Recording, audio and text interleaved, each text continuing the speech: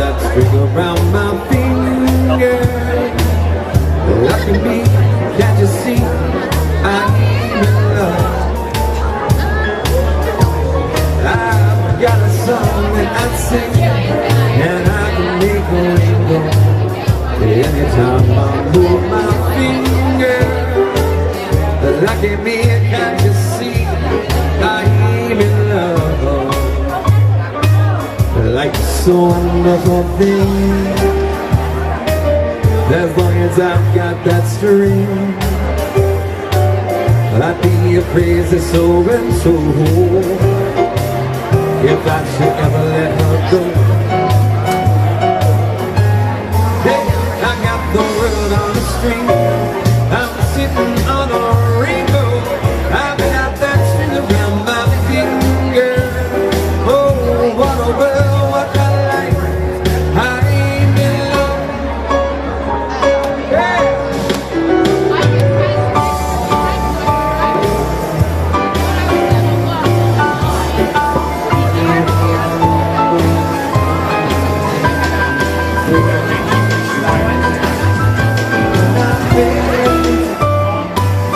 Life's so wonderful thing,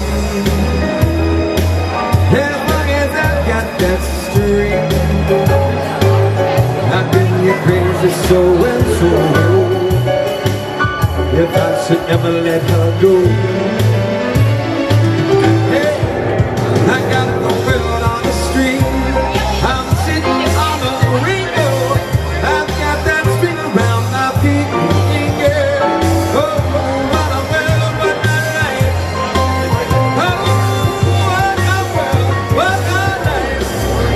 Oh, what a world, what a life. I'm in love. It's a wonderful thing to have the world on the string. Yes, it is. Oh, all right.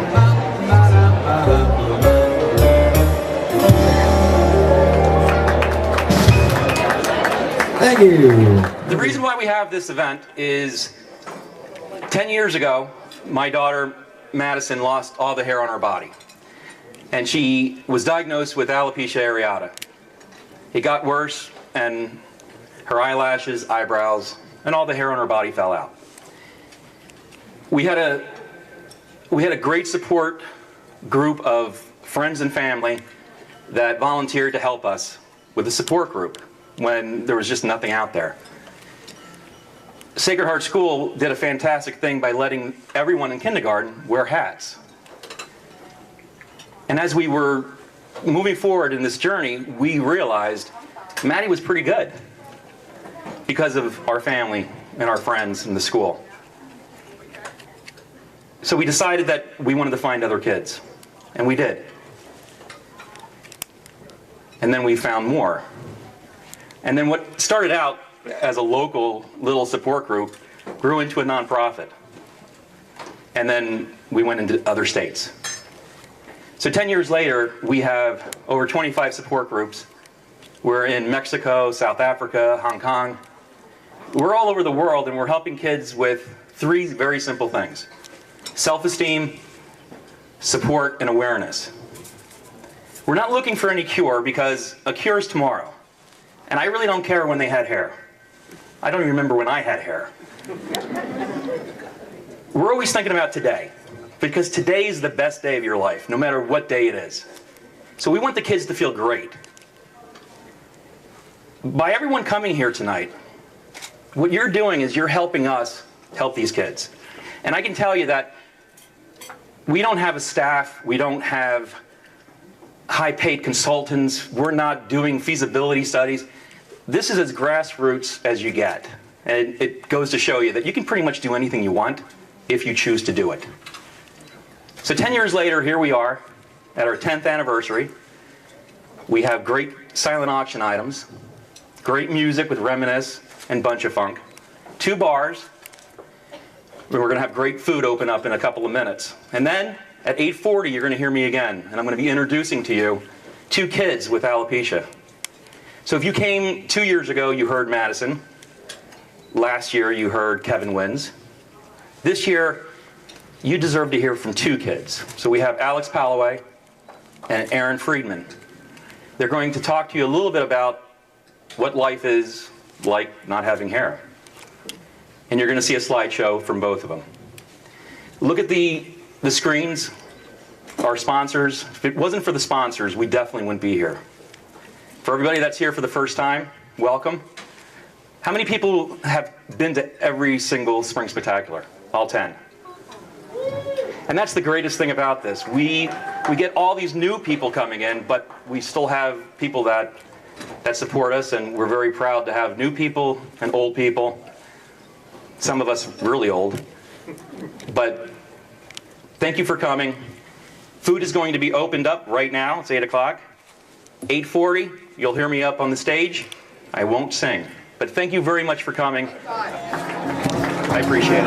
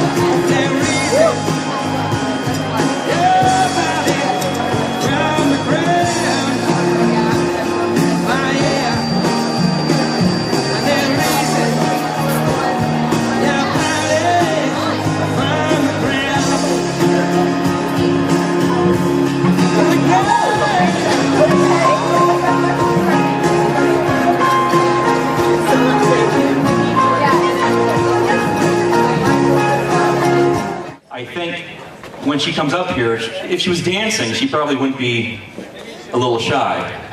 But I know everyone's going to enjoy listening to her, so everyone give a big round of applause to Alex Palloway. Hi, my name is Alex Palloway, and I am 13 years old and have been a CAP kid for almost 9 years. I was diagnosed with alopecia areata at age 4. What most people don't realize is that it's all my mom's fault. You see, her family's from Greece, and she grew up with a lot of thick, dark hair. So after having my brother, when she got pregnant with me, she prayed that if she had a girl, she wouldn't have the hair issues that she had growing up. And as we can all see from my awesome hairdo, God has a sense of humor when He answers our prayers. Since I was so young when I was diagnosed, I didn't worry about my hair very much and didn't care what people thought of me. I did still want my hair though, and my parents just wanted to make me feel good. So we tried a steroid for 6 weeks with no visual results. Then we tried a cream for my head, but as soon as it started doing what it was meant to do, irritating my head, I wanted nothing to do with it. We tried some natural treatments too, but nothing worked. After that, I never wore anything to cover up. I was just me. But when kids started staring and noticing I was different, I started to wear a bandana. Not a wig or hat to cover my whole head, but just a bandana. Soon enough, kids started noticing how good I looked in a bandana, and they all started wearing them too. I did regrow my hair in 2nd grade. It got pretty long too. But as it grew in, I lost hair in other areas like my eyebrows. My hair hasn't quite decided whether it wants to stay or go, and I haven't regrown a full head of hair since. When I was growing up, I was among the very fortunate because no kids ever really looked at me funny or bullied me. This is partially because of my mom. She jumped at every opportunity to inform people about alopecia. She had letters sent out to every family and all the staff in school to inform people. She told my dance and gymnastics classes. We took part in the CAP book program, where CAP donates a book about alopecia to your school library. And once I got to middle school, she had Mr. Wojtowicz come in and speak to my grade, not only about alopecia, but about not judging people by their appearance because you never know what's going on in their life. Mr. Waitowich and the CAP organization have helped me and many others growing up dealing with hair loss. CAP has given me confidence just by bringing kids together to show me and them that we aren't as alone as we seem. With this new confidence I obtain, I can go anywhere or do anything with my shiny head held high, not caring what other people thought of me, because if anyone had a problem with me, that was their problem, not mine. CAP isn't just for the kids. CAP also helps the parents. There was an online chat that I know my mom had used for parents to discuss how their kids are doing and any of their concerns. Also, at the monthly meetings, while the kids are enjoying each other's company, the parents get a chance to talk about dealing with alopecia at home. CAP also gives sample letters that parents can use to send to school like my parents did. These resources definitely help my parents because as any parent would be, my parents were scared. Not for themselves, but for me and how I and others would deal with my alopecia. My parents were willing to do what it took to make me feel comfortable. My dad even offered to shave his head for me, but I thought that was a little bit too weird. But they never made me do anything. They never forced me to do treatments because if the treatments were worse than a disease, then it's not worth it to us. But CAP helped my parents by showing them how I could deal with it. And since I was confident and comfortable with my condition, so were they. CAP didn't really change my brother that much though, because as far as he was concerned, I was already strange enough. A little hair loss was no big deal. But CAP did teach him that sometimes he would have to stick up for me or explain my condition to someone. When I was too little to know what cancer was, older kids would take one look at me and tell each other that I had cancer. I didn't know what to do, but my brother looked them in the eye and told them they were wrong and explained why. My brother and my parents have been a great help to me growing up with my condition. It also helped that I was so young when I was diagnosed, so people at home get used to me not having hair. Having CAP in my life in the beginning has made a world of difference to me. I grew into myself without being self-conscious of being the only different looking one. But I've met lots of kids that weren't as lucky as me and got diagnosed in their teen years, and it's been amazing to see what CAP does for them. New kids will come to their first meeting with hats and wigs because they feel insecure, but a few meetings later, they will come as they really are with no hats or wigs because they know they aren't alone anymore and no one's going to judge them. CAP has changed many kids like this. Every year, we have Alopecia Palooza, a camp where all the kids and adults from many states and now even other countries meet, have fun together, and face alopecia together. It has been a privilege every year to go to Alopecia Palooza and see new kids, scared and insecure, rip off their hats and wigs to show us their true selves. And they do this only having known us for a few short days, and that is proof of the amazing effect CAP has. CAP also teaches kids that no matter what people say about you, you can do anything you want to. For example, over the years, I have met Miss Delaware Kayla Martell, pro athletes like Olympic gold medal Sasiana Stitz, models, actors and actresses, an NBA-based basketball player, a Hollywood stunt coordinator and a special effects director, a CNN news correspondent, and many more, all with alopecia. None of these people have let anyone else get in the way of their dreams. These are just some of the wonderful things CAP does. This is why it is so important to me and all of us that you are here tonight. By supporting CAP, you are helping children and other families like ours get past the difficulties that come with alopecia areata. CAP helps to educate and inform people about alopecia, but more importantly, CAP provides us support to help build self-esteem and confidence in kids so that we can own our alopecia and not let it own us. CAP started out with 4 kids at the first meeting and has now grown into an international organization. But CAP wouldn't be able to help as many people without your help. So thank you for coming and supporting CAP.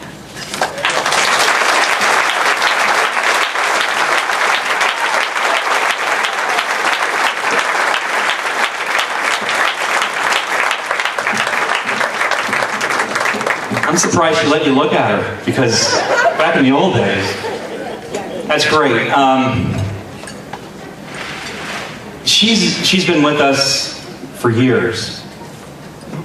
But the nice thing is, a lot of the things that she was referring to, like Alopecia Palooza, we have that in different states. So it's a little bit easier for some of the families to attend, because if you're on the West Coast, it's expensive. And every time we have this camp, we have 300 people that come, and we pay for all the kids with alopecia. It's tough enough in today's economy that we just want to make sure that the kids are taken care of. So what she's talking about is a lot of the things that we do. We're having kids from all over the place, and we met this fine young gentleman, Aaron Friedman, and the thing that I thought was incredible about him was his confidence, even more so than I would have ever dreamed, and how proactive the family was, and how his attitude was just one of, listen, this is the way I am, this is what you get, you don't like it, tough. So I did a documentary with him, and like 2,000 people on YouTube saw it. It was just great, and we were thinking we wanted another kid to speak, and I'm like, you know what, we're gonna have another boy, and it has to be Aaron from Cleveland, Ohio. So Stacy, his mother, runs the Ohio support group, and they do a lot of great things. So let me introduce to you Aaron Friedman.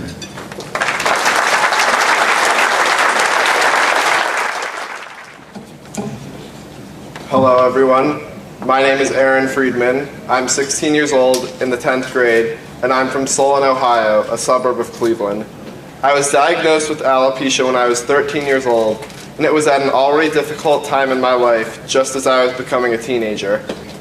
I wasn't really scared when I was first diagnosed in October of 2010. I thought alopecia sounded cool. I knew a young first grader who went to a camp that I worked at. He had alopecia and always had a positive attitude about everything. I thought of him whenever I thought of alopecia and knew not to be afraid. I was cool and confident about my alopecia, and even if I had half a head of hair, I knew not to be afraid and would still show it off with pride around my middle school. The one thing I did have trouble with, however, was that I always felt alone.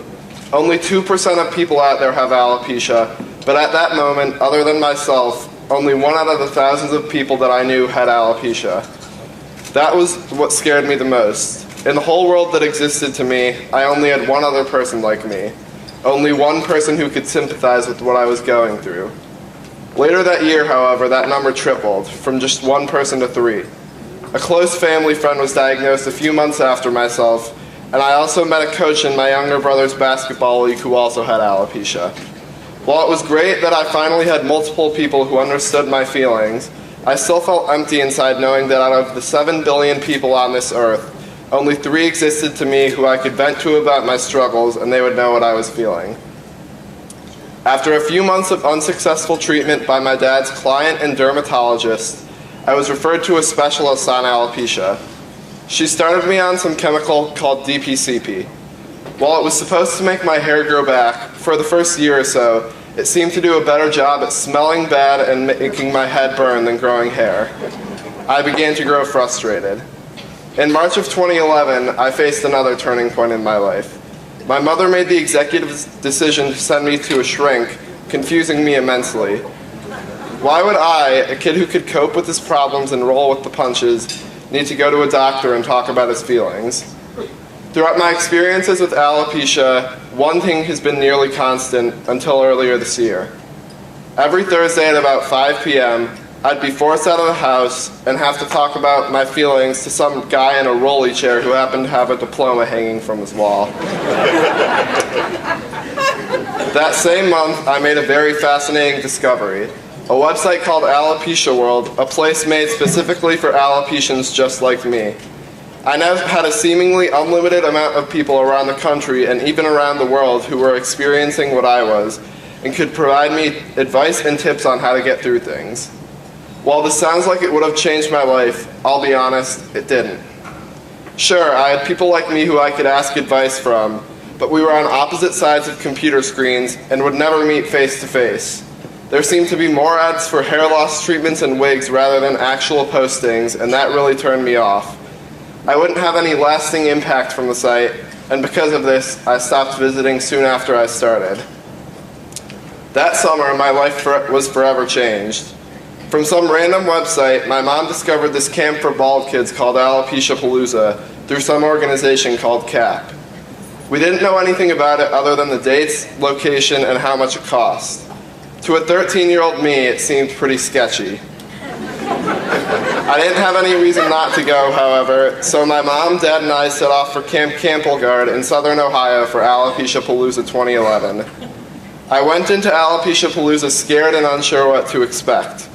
Were there really hundreds of other kids out there with alopecia just like me, and were they really all gathering all in one spot? Over the weekend, I came out of my shell and met some of the most inspirational people I've ever met to date.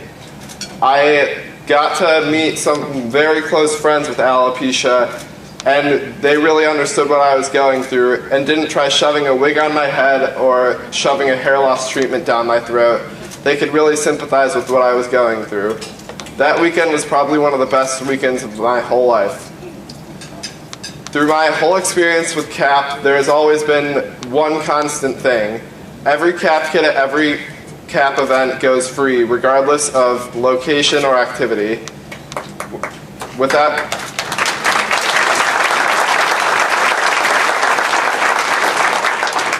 the support and generosity of people like you, none of this would be possible. Because of this, I thank you all from the bottom of my heart. CAP has made an immeasurable impact on my life and the lives of countless others, and this wouldn't be possible without any of you guys. I can't thank you enough for your generosity and support, and hope you enjoy the rest of your evening.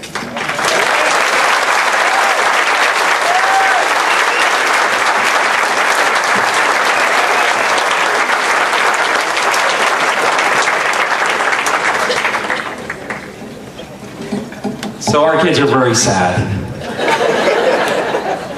So a lot of you just know about us because you might know Betsy, where is Betsy? There she is. If anybody gets emails or anything like that over the last, 6 years, she's pretty much been the heart and soul of the machine behind CAP. I've been the guy that irritates you on Facebook. I'm sorry. No, you know what? I'm not sorry. I make no apologies for my passion. You know why? Because I don't care if you like what I send you. You just listen to 2 kids, and there's thousands more like that. If I stop doing it, they don't get the help, you don't come, and we go away. So, no apologies. But I promise you, I'm going to stop talking now, because who's coming up next is a bunch of funk. Now, this is the 10th year. Next year is the 11th year. So we decided that for the 11th year, it's kind of like starting over. So we are going to reinvent the Spring Spectacular. It's going to be different than this. It's going to be fun, which tonight is, but it's going to be more fun. So, if anybody learned anything about alopecia tonight, if anybody was inspired by one of the 2 kids, or talking to somebody else, or looking at the pictures of the camps that we have on the booths, and you think that you might be able to invite 2 more people, maybe buy 1 more raffle, or make an extra bid, it's going to be bigger and better next year, and it's just going to help us do more. And one of the things that we will be doing more of, we have Alopecia Palooza 1 time a year. We're going to have 5 CAP Kid camps all over the country. And it's because of your generosity that we can do this. So, we're going to be able to reach out to kids in California, in Texas, Ohio, North Carolina, and here in Pennsylvania.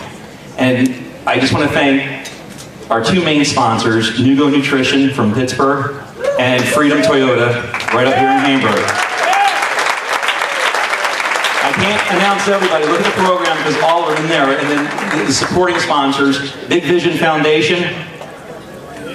You can clap.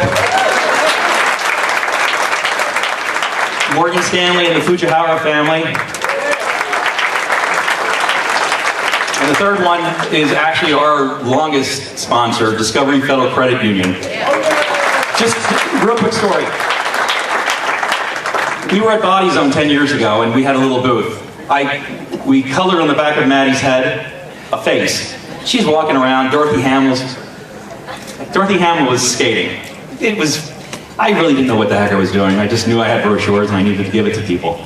So this guy comes over, he's like, hey, you know what, I want to talk to you and you know, I want to know what you're doing. So I'm like, all right. I'm thinking he's just a tall bank teller. So I'm like, hey, yeah, sure, Ed Williams, this is what we do, and I have no idea what the hell I'm doing really, but I want to do something more.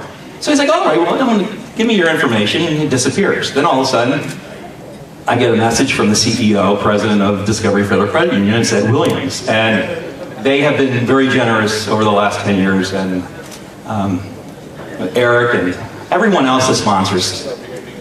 I'm a pain in the ass, and I'm sorry for that. I'm sorry for that. But we have to get good sponsors and people that love to help. And this community is generous. This community, I don't care what you say about Reading, Pennsylvania, this is one of the most giving and generous. Every year for 10 years, we've made more money at this through a horrible economy. And it's not because we have all these big shots on our board or that we were able to do a lot of great things just because it's in the newspaper or it's here or it's there. We're actually doing the good things, and we have great sponsors. And I just want to thank everyone that's here. And everyone that's not here, you need to tell them to come, because this event truly makes a difference. Thank you, and no more announcements from me. Reggie is going to be telling you when the booths are closing, so I get to enjoy myself for the first time in 10 years. So buy me a drink, everyone. Bunch of Funk featuring Reggie Brown.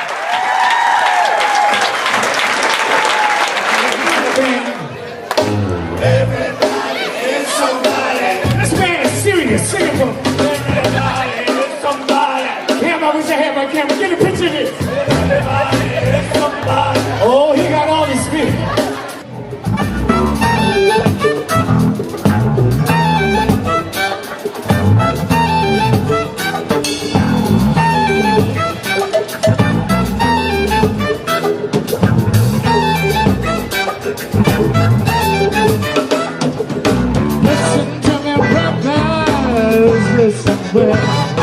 It's something that you really can't tell. You've been running around every day and taking care of business everywhere. You got to get yourself together and dig on what you got, 'cause what you got can show up in the line. What's the worst to say?